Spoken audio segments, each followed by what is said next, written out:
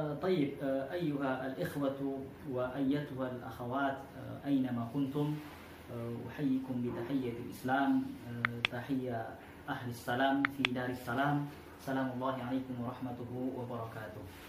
طيب الحمد لله وبمن الله في هذه العجالة نلتقي مرة أخرى في برنامجنا هذا وهو برنامج تعليمي اللغة العربية وقواعدها لغير الناطقين طبعا.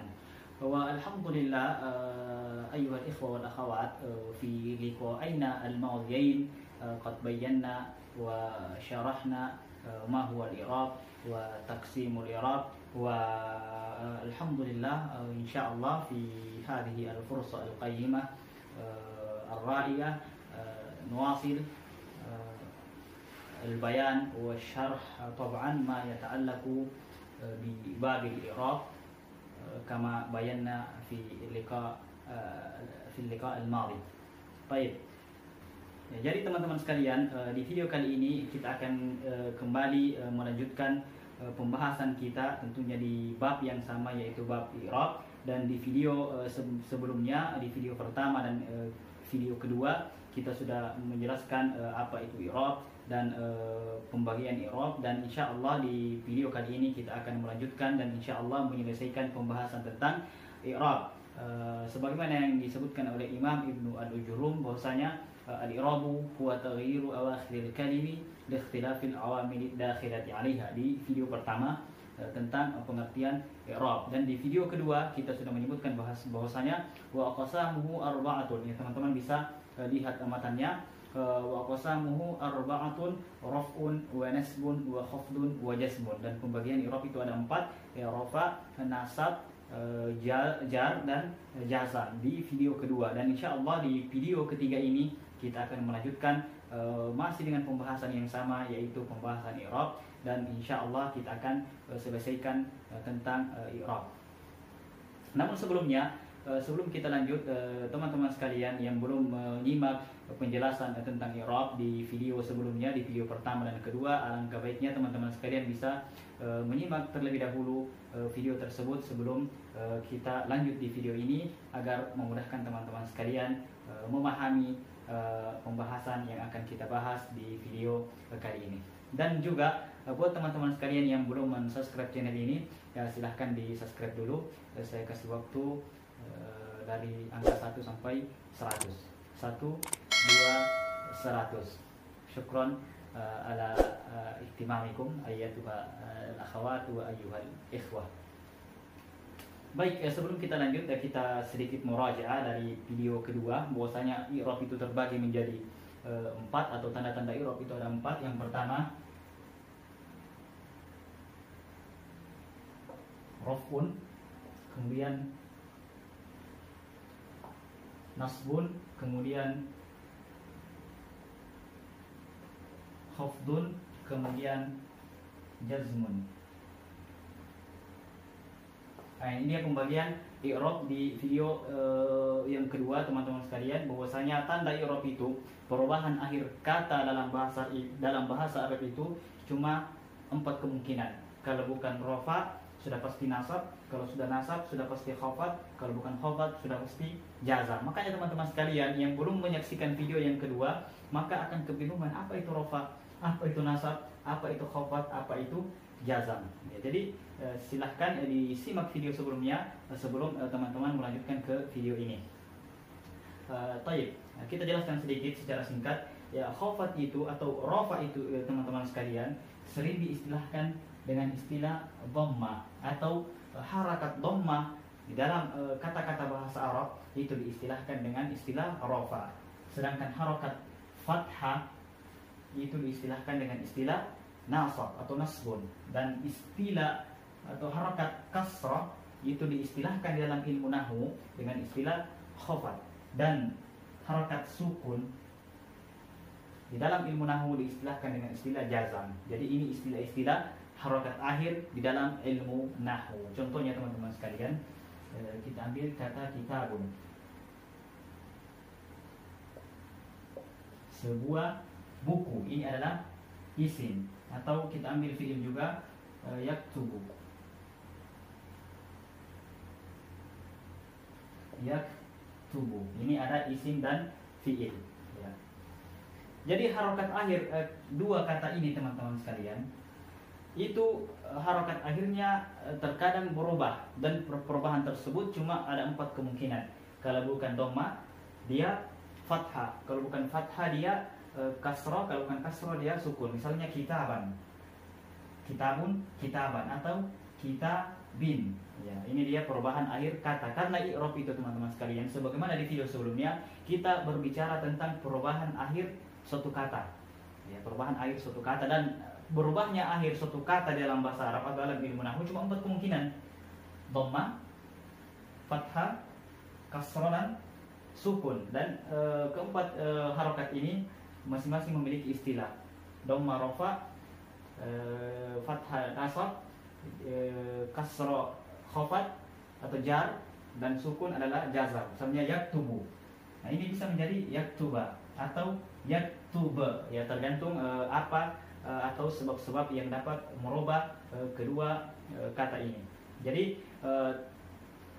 kata di dalam bahasa Arab harokat akhirnya bisa berubah itu dengan ada sebab, ya, tidak berubah dengan sendirinya, tentu ada penyebabnya. Ya, sama dengan teman-teman sekalian, ketika teman-teman misalnya bahagia, pasti ada sebab kenapa teman-teman bisa bahagia. Ketika teman-teman sekalian merasa sedih, pasti ada penyebab yang membuat teman-teman sekalian sedih. Bukan sedih secara langsung atau tiba-tiba sedih, pasti ada sebabnya atau secara umum memiliki sebab. Begitu pula dengan perubahan akhir kata di dalam bahasa Arab, dari dhamma menjadi fathah, dari fathah menjadi kasrah, atau dari dhamma menjadi fathah, dari dhamma menjadi fathah, dari fathah menjadi sukun, tentu ada sebabnya, dan insya Allah sebab-sebab tersebut kita akan bahas di bab-bab yang akan datang insya Allah. Baik teman-teman sekalian, ini dia secara singkat penjelasan dari video kedua. Untuk lebih jelasnya silahkan teman-teman sekalian kembali ke video pertama dan video kedua, pembahasan tentang i'rab.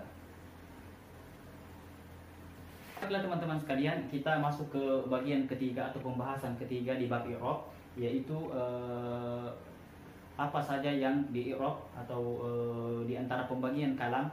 Tentunya ada 3 sebagaimana di video sebelumnya, yaitu kalam terbagi 3, isim, fiil, dan huruf. Dan yang termasuk di dalam pembahasan i'rab teman-teman sekalian ada 2, yaitu isim dan fiil, kata kerja dan kata benda, dan huruf tidak masuk di dalam pembahasan i'rab. Jadi kalau kita berbicara masalah i'rab tentang perubahan akhir kata dalam bahasa Arab, maka itu kita cuma membahas 2 di antara pembagian kalam, yaitu isim dan fiil. Ya, sekarang kita lanjut. Kata Imam Ibnu Ajurum dalam bukunya Matan Jurumiyah, bahasanya falil asma'i min dzalika ar-raf'u wan nasbu wal khafdu wala jazma fiha. Dan untuk isim dari tanda-tanda i'rab itu yang pertama adalah rafa, nasab, jar atau khafat, dan tidak ada isim yang dijazam. Ya, jadi pembagian i'rab ada 4, dan untuk isim kata Imam Ibnu Ajurum bahwasanya isim itu pertama raf'un, kedua nasbun, dan ketiga khafdun atau jarrun. Nah, ini dia sama istilah. Nah, ini dia keadaan atau kemungkinan harokat akhir dari kata benda atau isim di dalam ilmu nahwu, rafa, nasab, dan khafad. Ya, contoh teman-teman sekalian, kita ambil kata talibun, at-talibu.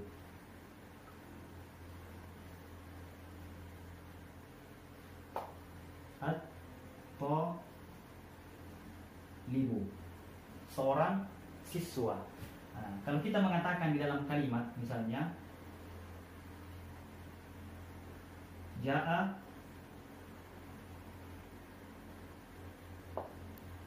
at-talibu, telah datang seorang siswa. Ja'a at-talibu, harokat akhir dari kata at-talibu dhamma, raf'un, rafa. Ya, kemudian kalau kita mengatakan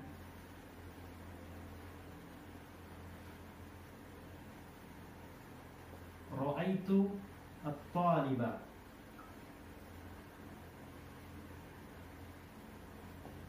ya, harokat akhir dari kata at-taliba di dalam kalimat ini berharakat fathah. Ya, ini dia perubahan akhir kata dalam bahasa Arab sesuai dengan pengertian i'rab, dari dhamma at-talib menjadi fathah, at-talibah, nasab. Kemudian yang ketiga, kemungkinan harokat akhir isim itu ketika berubah harokat akhirnya, yang kemungkinan ketiga adalah khafdun. Misalnya kalau kita mengatakan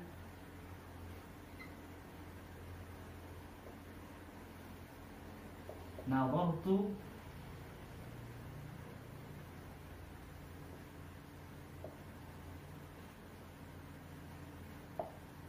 bilat talibi. Nah, harokat akhir kata at-talib di dalam kalimat yang ketiga ini adalah kasrah, khafat, jar. Dan ini dah kemungkinan perubahan harokat akhir dari isim atau kata benda di dalam ilmu nahwu. Dhammah, fathah, dan kasrah, dan tidak ada isim yang dijazam. Ya, sebagaimana pembagian i'rab ada 4, rafa, nasab, dan yang khafat dan jazam. Dan teman-teman sekalian, di antara 4 pembagian i'rab atau tanda-tanda i'rab yang masuk kepada isim cuma 3, yaitu rafa, nasab, khafat atau jar, dan tidak ada isim yang dijazam. Ya, tidak boleh kita mengatakan misalnya ana talib, ana talib. Kita jazam kata-kata talib, ana talib. Ya, ana talib ini tidak mungkin isim berharakat sukun harakat akhirnya. Jadi kita harus jelaskan apakah dia harakat akhirnya dhammah, fathah atau kasrah. Misalnya talibun, ana talibun, ya, saya seorang siswa. Namun ketika teman-teman sekalian tidak menuliskan kata ini, cuma diucapkan saja, maka bisa saja kita sukunkan. Misalnya ana talib, saya seorang siswa. Ini dalam pengucapan ana talib. Namun pada hakikatnya atau ketika kita menulis kata tersebut harus dijelaskan atau harus diperjelas harokat akhir dari kata talib tersebut. Misalnya ana talibun, ya, saya seorang siswa. Tulisannya ana talibun. Ketika kita mengucapkan misalnya di dalam bercerita atau dalam bercakap, kita bisa saja mengatakan ana talib. Namun ketika kita menuliskan dalam sebuah tulisan, ya jangan kita tulis dengan ana talib, ya kita sukun. Nah, ini salah karena tidak ada isim yang dijazam. Yang ada cuma di rafa, nasab, dan jar. Makanya harokat akhirnya ana talibun, saya seorang siswa. Jadi jangan dijazam harokat akhir dari isim tersebut. Jadi ini dia pembagian i'rab yang masuk kepada isim, rafa, nasab, khafat. Jadi harokat akhir isim itu cuma 3 kemungkinan ketika ia berubah. Yang pertama dhammah, yang kedua fathah, dan yang ketiga kasrah, jar atau khafat, dan tidak ada isim yang dijazam. Nah, ini dia perubahan akhir kata dari kata benda di dalam ilmu nahwu atau isim di dalam ilmu nahwu. Ya, tentunya harokat akhir ini berubah dari dhammah menjadi fathah tentu ada sebabnya, sebagaimana penjelasan atau pengertian i'rab perubahan akhir suatu kata karena berbedanya faktor yang masuk kepadanya. Jadi berbeda faktornya. Jangan kita kata talibun ini berubah dengan sendirinya harokat akhirnya. Tidak, ya. Tentunya ada yang menyebabkan sehingga harokat akhirnya berubah dari dhammah menjadi fathah, dari fathah menjadi kasrah, dan insya Allah kita akan jelaskan apa-apa saja yang menyebabkan harokat akhir dari kata benda itu atau isim itu berubah di bab-bab selanjutnya insya Allah. Makanya teman-teman sekalian sangat rugi jikalau ketinggalan video ini, apatah lagi bagi teman-teman yang masih pemula di dalam mempelajari ilmu nahwu. Ya, ini saya kira jelas penjelasan yang sangat jelas dan contoh-contoh yang jelas pula bagi teman-teman sekalian. Insya Allah ini sangat membantu di dalam memahami bahasa Arab atau kaidah-kaidah nahwu. Dan teman-teman sekalian harus paham perubahan akhir kata dan istilah-istilah harakat ini. Harakat dhammah istilahnya rafa, harakat fathah istilahnya nasab dalam ilmu nahwu, dan harakat kasrah diistilahkan sebagai khafat atau jar dalam ilmu nahwu. Karena ketika kita menjelaskan bab-bab setelah ini, bab-bab selanjutnya, maka kita hanya menyebutkan kata-kata rafa. Kita tidak mengatakan lagi dia di dhammah, tapi kita mengatakan dia di rafa. Misalnya fa'il itu adalah isim yang di rafa. Fa'il ini adalah di dalam ilmu nahwu ada bab yang bernama atau yang berjudul babul fa'il, bab tentang fa'il, dan disebutkan di situ bahwasanya hukum fa'il itu harokat akhir dari fa'il itu di rafa. Nah, kalau kita tidak mengerti istilah rafa, bahwasanya rafa itu adalah dhammah, kita bingung, ya kita akan pusing apa itu rafa. Sama halnya dengan maf'ulun bi. Maf'ulun bi itu adalah isim yang dinasab. Kita tidak tahu apa itu nasab, apa itu tanda nasab, dan ternyata tanda nasab itu fathah, berarti yang maf'ulun bi dalam kalimat itu harus di fathah atau harus dinasab harakat akhirnya. Begitu pula dengan bab-bab yang lain. Jadi kalau kita tidak paham istilah-istilah ini teman-teman sekalian, kita akan kesulitan memahami bab-bab selanjutnya. Baik, ini dia isim. Baik, yang selanjutnya teman-teman sekalian, kata Imam Ibnu Al-Ajurrum bahwasanya walil af'ali min dzalik, dan untuk fiil, untuk kata kerja dari tanda-tanda i'rab yang empat itu ar-raf'u wan nasbu wal jazmu wala khafdha fiha. Ya, bahwasanya fiil itu dari tanda-tanda i'rab yang empat, fiil itu yang pertama raf'un, di rafa, kemudian nasbun, di jazam, di nasab, dan yang ketiga adalah jazmun. Jazmun, di jazam. Nah, ini dia kata Imam Ibnu Al-Ajurrum bahwasanya al-fi'lu walil af'ali min dzalik ar-raf'u wan nasbu wal jazmu wala khafdha fiha, dan tidak ada fi'il yang dijar khafdun. Ya, karena pembagian i'rab atau tanda-tanda i'rab ada empat: rafa, nasab, jazam, dan khafat. Dan yang masuk kepada fi'il itu cuma tiga: rafa, nasab, jazam, dan tidak ada fi'il yang di khafat, tidak ada fi'il yang dijar. Jadi cuma tiga. Sebagaimana isim juga masuk kepadanya tiga, rofa, nasab, dan jar. Sedangkan fiil yang masuk kepadanya dari tanda-tanda i'rab rofa, nasab, jazam, dan tidak ada fiil yang dijar. Dan teman-teman sekalian, sebelum kita lanjut, bahwasanya fiil itu sebagaimana yang kita jelaskan di video-video sebelumnya terbagi tiga: fiil madhi, fiil mudhari, dan fiil amar. Kata kerja lampau, kata kerja sekarang, dan kata perintah. Dan yang masuk ke dalam pembagian i'rab atau yang masuk ke dalam pembahasan i'rab dari ketiga fiil tersebut cuma fiil mudhari, fiil madhi, dan fiil amar tidak termasuk di dalam pembahasan ini. Jadi kita cuma membahas tentang fiil mudhari, kata kerja sekarang atau yang akan datang. Jadi fiil yang dimaksud di sini adalah mudhari. Ya, fiil mudhari, kata kerja sekarang atau yang akan datang. Kata Imam Ibnu Ajurrum bahwasanya fiil mudhari itu harakat akhirnya ketika berubah itu cuma tiga kemungkinan. Kalau bukan rafa, nasab, kalau bukan nasab, jazam. Kita ngambil contoh misalnya yaktubu.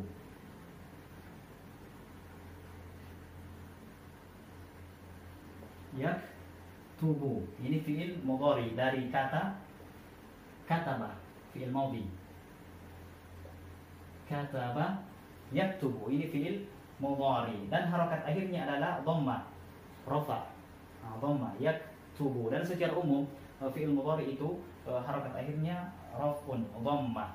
Nah, namun ketika yaktubu ini atau kata yaktubu ini berubah harakat akhirnya, ya, tentunya cuma kemungkinannya tiga, yaitu dhammah, nasab, dan jazam. Misalnya ketika fiil mudhari berharakat nasab, misalnya lan yaktuba. Nah, harakat akhir dari kata yaktuba, dari kata yaktubu berubah menjadi yaktuba, dari dhamma menjadi fathah. Kenapa berubah? Tentunya ada sebabnya yang menyebabkan harakatnya berubah. Jadi tidak berubah dengan sendirinya, akan tapi ada sebab yang merubah harakat akhir dari fi'il mudhari dari dhamma menjadi fathah, yang insya Allah sebab-sebab tersebut kita akan sebutkan di video-video yang akan datang. Kemudian perubahan ketiga dari fi'il, kemungkinan ketiga harakat akhir fi'il mudhari ketika berubah yaitu jazam. Ya, tanda jazam apa itu? Sukun, sebagaimana di video sebelumnya. Misalnya kita mengatakan lam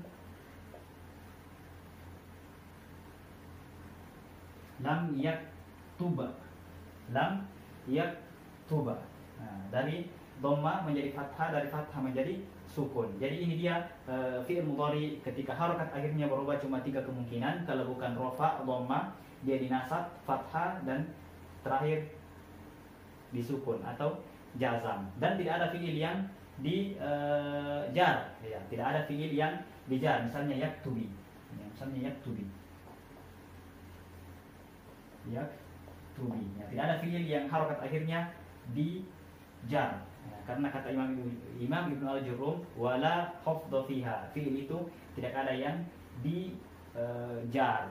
Namun mungkin ada pengecualian di sana, karena dalam kaidah dikatakan di setiap pembahasan, di setiap kaidah pasti ada pengecualian. Jadi meskipun dikatakan tidak ada fi'il yang dijar, tidak ada fi'il yang berharakat kasrah, tentunya ada pengecualian. Ya, di sana ada sebab-sebab. Mungkin dari segi pengucapan, harokat akhir dari fi'il tersebut dihidupkan menjadi kasrah, yaitu dengan memudahkan kita dalam mengucapkan bahasa Arab yang insya Allah kita akan sebutkan kenapa bisa, atau pengecualian ini kenapa bisa harokat akhir dari fi'il itu di kasrah atau di jar, sedangkan Imam Ibnu Ajurrum mengatakan tidak ada fi'il yang dijar, dan insya Allah ini adalah pengecualian dari segi pengucapan. Adapun dari segi kaidah ilmu nahwu, maka tidak ada fi'il yang berharakat kasrah. Adapun dari segi pengucapan, maka ini adalah pengecualian. Oleh karena itu teman-teman sekalian, di dalam mempelajari ilmu nahwu tentunya perlu ada bimbingan seorang guru yang membimbing kita, yang menjelaskan kita secara terperinci tentang kaidah-kaidah nahwu dan pengecualian-pengecualian di setiap kaidah. Karena setiap kaidah pasti ada pengecualian seperti yang kita sebutkan tadi. Jadi ini dia teman-teman sekalian, harokat akhir dari fi'il itu cuma 3 kemungkinan. Kalau bukan dhamma, dia fathah. Kalau bukan fathah, dia sukun. Dan perubahan tersebut tentunya disebabkan karena adanya faktor, adanya sebab. Jadi fi'il mudhari jangan kita sukunkan harokat akhirnya, jazam harokat akhirnya, jangan kita jazam harokat akhir dari fi'il mudhari itu tanpa sebab. Misalnya kita mengatakan ya'kul, ya'kul, ya jangan kita jazamkan fi'il mudhari itu dengan sendirinya atau tidak ada sebab. Ya'kul. Namun ketika ya'kul ini berharakat sukun, tentunya ada sebab. Misalnya lam ya'kul. Namun ketika kita mengatakan misalnya ya'kul, ya tanpa ada sebab kita jazam ini, maka ini pun salah. Meskipun fi'il itu bisa dijazam, namun jangan kita jazam tanpa ada sebab. Ya'kul, yadrib, yanam.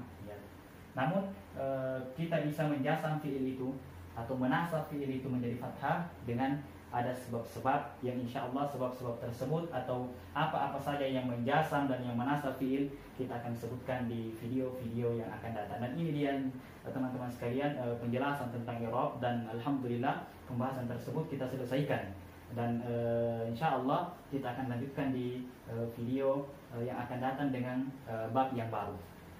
Saya kira ini jelas penjelasan tentang pembagian i'rab dan apa-apa saja yang di-i'rab dengan rafa, nasab dan jazam, dan apa-apa saja yang di-i'rab dengan rafa, nasab dan khafat, yaitu isim, dan yang rafa, nasab dan jazam masuk kepada fi'il.